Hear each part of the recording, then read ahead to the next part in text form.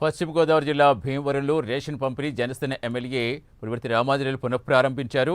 మెంటేవారి తోటలో 1, 2 వార్డుల్లో అధికారులు కూటమి నేతలతో కలిసి రేషన్ షాపులు పునఃప్రారంభించి లబ్ధిదారులకు బియ్యం పంపిణీ చేస్తారు. గత ప్రభుత్వం ఇంటింటికి రేషన్ అందించడంలో పూర్తిగా విఫలమైందని ఎమ్మెల్యే విమర్శించారు. CM Chandrababu, deputy CM Pawan Kalyan అభివృద్ధి సంక్షేమం 2 కళ్ళులా భావించి రాష్ట్రాన్ని మరింత అభివృద్ధి దిశగా తీసుకెళ్తున్నారని తెలిపారు. మా వెహికల్ వచ్చి మీకు ఇస్తుంది అని చెప్పి ఏర్పాటు చేశారు. ఆ సిస్టమ్ ఫెయిల్ అయ్యింది. ఎందుకు ఫెయిల్ అయిందంటే ఏదో ఒక టైంలో వచ్చి ఒక వీధిలో ఒక చెట్టు కింద ఆపి వ్యాను అది సైరన్ కూస్తే వచ్చి పట్టుకెళ్ళాలి. కానీ ఆ టైంలో మీరు ఉండరు, వేరే చోటకి వెళ్తారు, మళ్ళీ ఎవరిని అడగాలో తెలియదు.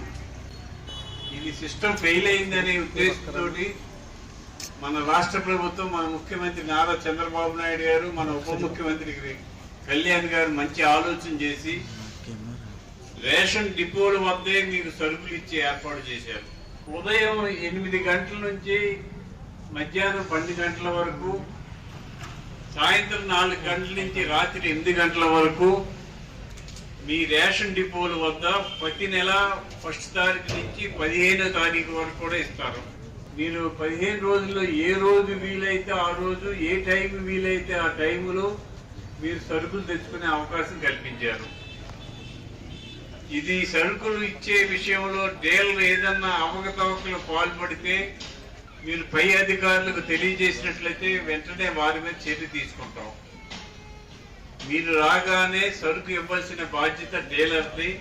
డీలర్ ఖచ్చితంగా మీరు వచ్చిన వెంటనే గౌరవంగా మీకు సరుకులు అందించే ఏర్పాటు చేయడం జరిగింది. మీకు ఇంటి వద్దకే రేషన్ ఇస్తాము, మా వెహికల్ వచ్చి మీకు ఇస్తుంది అని చెప్పి ఏర్పాటు చేశారు. ఆ సిస్టమ్ ఫెయిల్ అయ్యింది.